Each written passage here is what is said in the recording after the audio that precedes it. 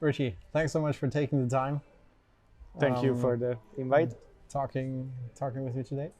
It's a pleasure to hear from a true Budapester a bit about the community here in Budapest. So yeah, maybe at first tell us about yourself. Who are you and what do you do? Right now, I own a small marketing agency here in Budapest. I work mostly with Hungarian clients, but I also have some foreign clients as well. And I used to start freelancing 7 years ago as like a solopreneur. I was working for 5 years, and besides freelancing, I started to do digital nomadism. That's actually where we met. Nomad cruise as well. One of my journeys. I traveled all over like South America and some in the US as well, and of course like Europe, everywhere. Unfortunately, I couldn't make it to Asia, but that's my next plan after these times. And yeah, in the past 2 years, I was able to build like a proper LTD here in Hungary. I have 5 employees, and I have like a small marketing agency now. So that's Nice. my like main thing. And beside that, I also help to organize the digital nomad and freelancer community here in Hungary, make events about self-development and also business development. Yeah, we make monthly events to foreign people and also Hungarian peoples as well. Great. Where can we actually find your events? We have a Facebook page and a meetup group called freelancers.hu. And yeah, that's like the main place. But we also have a group called Freelancers in Hungary, which is like our own group. And beside Like that, a Facebook group? a Or, Facebook yeah. group, yeah. And beside that, there is also like a Digital Nomads in Hungary group, which we don't own, but we also use it, and we are good with the owner of that group. So we also post our events there. So, and there is also like a small WhatsApp group called Budapest Digital Nomads. With a few friends, we made it like a few years ago, and since that, like we just yeah, add people to that. Sometimes we also share like the WhatsApp groups link in like groups. So these are like the most places. But yeah, freelancers.hu, that's the main place where we share our events. Great. We usually go to do hikes. In the summertime, we did kayaking and supping. And yeah, we always find something to do like regarding sport each month. And beside that, we also have like a workshop every month. We invite someone to talk about like marketing or how to build a web shop or sales methods, how to get new clients and these kind of things. Or either we do a roundtable discussion around like a certain topic, like getting clients or taxation or building a company, opening a company in Estonia, or all kinds of topics which related to either digital nomadism or freelancing in general, or building a solopreneur enterprise. It's easier because then we have like a proper email base. We can really like ask all the time people what they really would like to learn about next month, and we just make it happen. So like that's what we do. Like in the beginning, I started all these events because I wanted to be a better entrepreneur and a better freelancer, and then it was more easy because then I just made an event, something that I would enjoy, and I just made that and invited all the people who would be more who would be also enjoying these events. But yeah, now that I have like a bigger company and we still help mostly like solopreneurs regarding like these meetups, yeah, it's like it's a new form of thinking for me as well, because now I'm not like a solopreneur, but also like bunch of nomads come here who have like a company. So it needs to be more about just entrepreneurship and travel, and not really that much connected to solopreneurship. But yeah, these are the things that who me and my team, like I do this with 2 other friends of mine. So what's actually a good reason for Nomad to spend a month here in Budapest? Well, first of all, I would need to point that like maybe Hungary compared to other countries are like pretty cheap right now, and luckily I built a business which sustains me here well. But people who come here, they also enjoy that. Like compared to other countries, like here, living standards are like high, but prices are quite low, so that's one thing to consider. I would say like Hungary and especially Budapest, the capital, is like pretty safe, so I wouldn't think you would have any kind of trouble. Of course, if you go to like the party district and drink a bit too much, like stuff can happen, but that can happen anywhere. I see. And also the living costs are, I would say, like pretty fair. So like you can rent a room for like I don't know, like max 1,000 euros for a month, I would say, and that's like a pretty huge place with a good view usually. So these prices are good, and also because of the community. So if you wouldn't like to join to like our events, then there is also like just a regular like blah blah language exchange. That's the name of these events. Some nomads go there as well. And there are like some comedy nights, which I know that they are making it in English, and a bunch of my nomad friends go there. And just generally, we have like a cool co-working scene as well. We have in Budapest, I think, 6 co-working offices. I would say Liftov co-working and Kaptar co-working is 2 of the main hubs right now, but there are also Impact Hub, which is generally everywhere in Europe. They are a well-known brand. They also here, and Kubik co-working is also a really nice place close to the Danube, and there are also 2 other co-workings which are like more chilled, but still, like if you want to do focused work, then it's a good place. The previously mentioned 4 one is really good if you want to meet with other nomads or want to meet with other entrepreneurs, because they are mostly full with like nomads and freelancers, so you can easily connect with people. And yeah, that's also like a really good thing. And yeah, like it's easy to meet up with other nomads who stay here and spend some quality time. Like really, we have like these buses, and we sometimes go to like, for example, Dutch bus, and it has like a cool rooftop swimming pool area, and we just spend some time there and talk about everything, life. And also we have some fun events to take part in, and like hiking and nature is nice also in Hungary. But that's a thing that I realized lately, that people who come here also don't just come to for Budapest, but they also go out to the countryside for a few days. If you come at the summertime, you can go down to Lake Balaton, which is like, let's say, the Hungarian Sea. It of course not as big, but it also in the summertime it's really nice. You can just swim. It's good nature and weather, and also nice people, and the prices are still, I would say, cool. Maybe they're now, right now actually the housing prices around Balaton is a bit rising, but still I would say it's manageable. So we also spend a bunch of time there in the summertime. Yeah, like Sziget is here. At Balaton we have Balaton Sound, which is more like house electronic music. That's also a really cool festival. And yeah, generally these festivals are also attracting a bunch of travelers, and then they meet with some Hungarian people, because actually Hungarian people are pretty friendly to, I would say, all the other people. So that's also a good thing. It's easy to connect people here and like get into some kind of network, and yeah, just enjoy the time. So so I would say these are the main reasons why someone would enjoy Budapest. And of course, like the city, I mean, I was growing up here, but still I can appreciate like the vibes here. So some streets look like Paris, some streets like Spain, and you can find a bunch of different type of variety of construction or like building types, architecture here, which a bunch of people tells me that they like it. Even in the city center, which I don't really like, but still in some houses you can see like bullet holes, which is from the World War II still, and I don't like it because, yeah, I don't know. I don't think it looks that beautiful, but a bunch of my foreign friends tell me that for them it's like it gives like a history, a story, that it looks like that it's exactly the same looking as it was in World War II, and you can still see like the bullet holes in the walls. And yeah, so it gives like a story definitely to the city, and really like a unique vibe.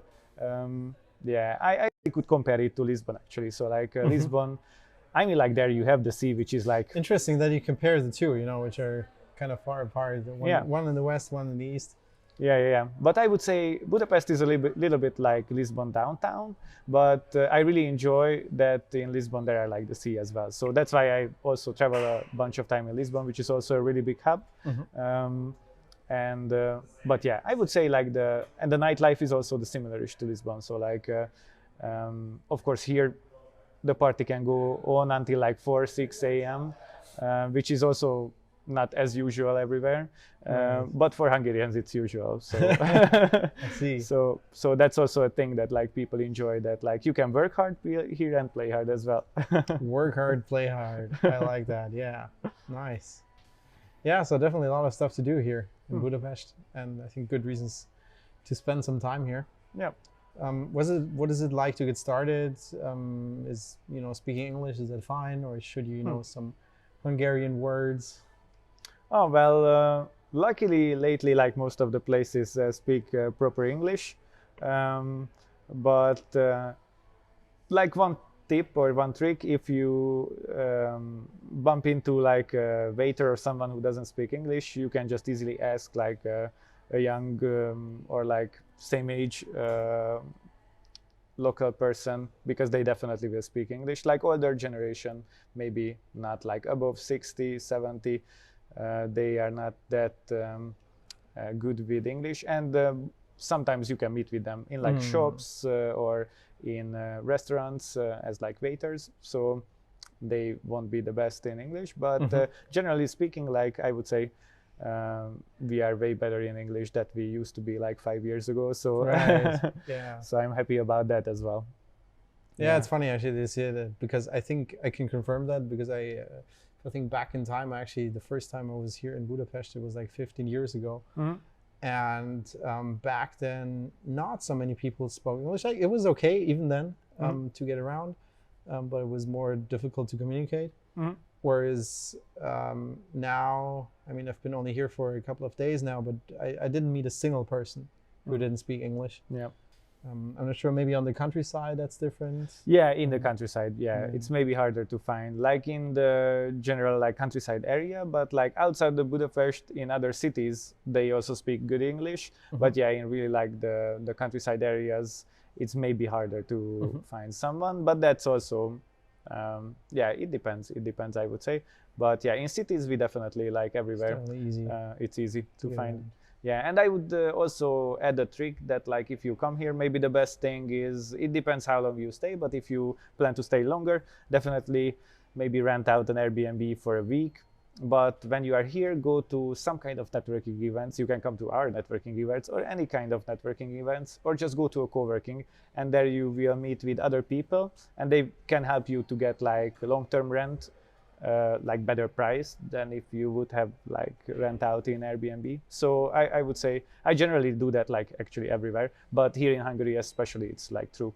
Like if you come here and you meet with locals, they can definitely help you to get like a long-term rental for cheaper. Like if you want to stay for 1 month or 3 months, usually there is someone who knows someone who lends out the flat.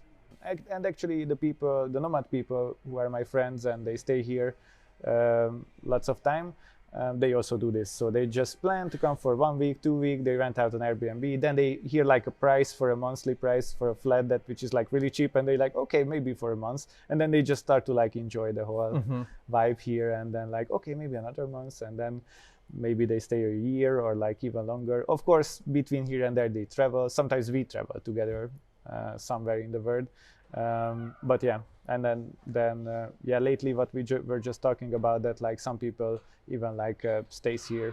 Some of my friends just decided that they will buy a house here and stuff like this, which is yeah, for me it's surprising, because like as a Hungarian, I have a flat here, but I was always dreaming of buying a flat somewhere else, like in Spain, in Portugal, or like France, somewhere else. And for me it's like a surprising thing that like people from all these places buy a flat here and they start to move here, because why would you do that? But then at the same time it's cool.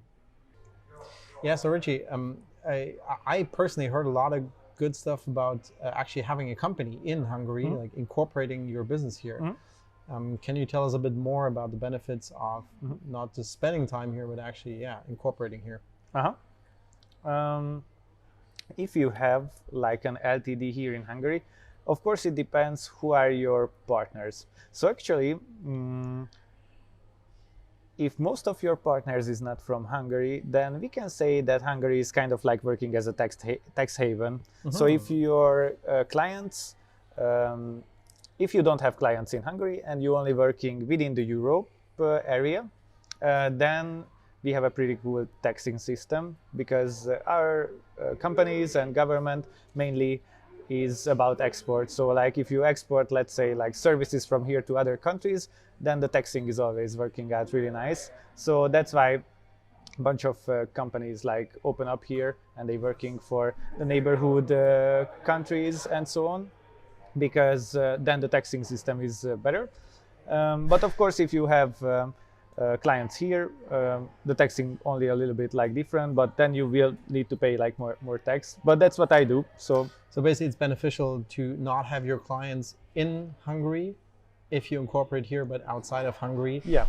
Interesting. Like if you have clients everywhere else but not in Hungary, then it's a good idea, I would say, to have a Hungarian company.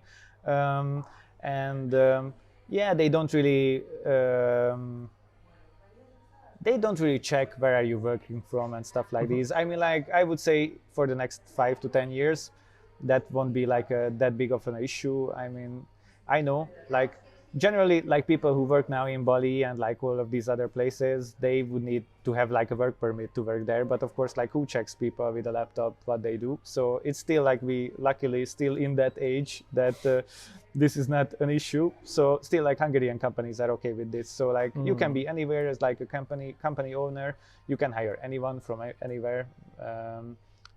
But if you have employees and you pay them, then it's around like 30-35% that you pay after an employee as tax. So that's a local employee who is a resident of Hungary. Yeah. Right. Yeah. And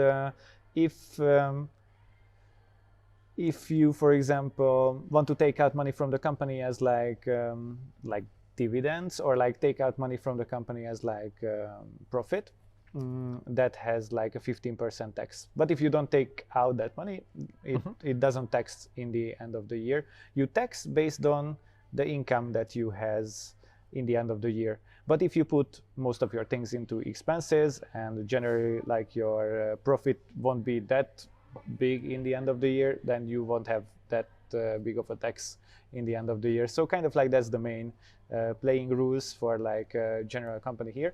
We also have a pretty good solopreneur company option here, which I'm not sure 100% for foreign people how it can be applied, but I know it can be applied. And this means that like as a solopreneur, you can earn up to 25 million forints, which is, let's say it's around like 100,000 euros, or maybe let's say 60 to 100,000 euros, somewhere there. And you can earn up to that, and you only need to pay like 25% tax on this. And also you until like 12 million forints, you don't need to put VAT on these invoices that you give. So you don't need to play around with like expenses and stuff like this. Only if you go above these 12 million, you need to start to play around with expenses and account all these things, and like you need to put VAT in your invoices, which is like kind of like a helping to like get started people. That's what I started. That's how I started like 7 years ago. And yeah, later on I could save up like money. And yeah, if you start an LTD, that costs and it's called like KFT in Hungarian. That costs like 3 million forints, which is around like 10,000 or 7,500 euro right now. In terms of the minimum capital you need, right? Yeah, you need to put that inside into your company, plus like of course like the lawyer, the charging of the lawyer who makes this company happen. But yeah, that's usually just like, that's also not that much expensive. I would say like between 100 and 500 euros. It depends what kind of lawyer you find. They will make this company for you, and yeah, they can help to manage this for you. And also, of course, like an accountant, that's, I would say, usually cost also between 100 and 300 euros per month. So it's pretty easy. That's actually quite a lot if you compare it with some other countries like Estonia, for example, where you spend way less on the continuous cost each month.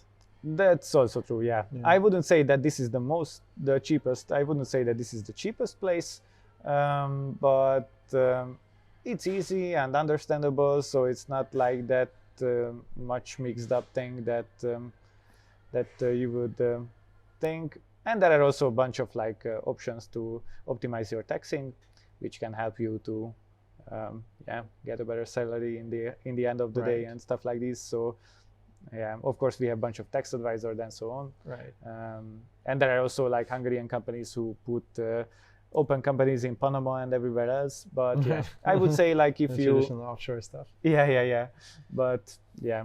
So if you incorporate in Hungary, do you yourself as a director, typically you're pretty much the only director in the beginning. Do you need to be a resident of Hungary yourself, or can you have a Hungarian company without being a resident yourself? You can have a company. You can. Yeah. That's no problem. Yeah. Do you need another local director then, or no. can you be like the exclusive non-local resident director? Yeah. Oh, that's cool. Yeah. Good to So know, regarding this, there is like no any restrictions. I'm not sure about like the solopreneurship. Maybe so for solopreneurship you need some kind of status here, but yeah, to have like an LTD here, you can be any kind of resident and be somewhere else. Yeah. So that's cool. All right, Richie. Thanks so much for talking to me today with some great insights. And yeah, I think I can only recommend that people join your events. I think it's certainly a good way to get started here, to meet some really nice people, and enjoy Budapest and everything around it. Thank you for the invite. And yeah, if you come to Budapest, like check out our events and enjoy the vibe. And if you like it, let me know. And even if you don't check out the events, or if you're not here for too long, definitely enjoy the city. I can definitely say it's a really, really beautiful city. I'm very much impressed. That's it from us today. See you in the next video. See you.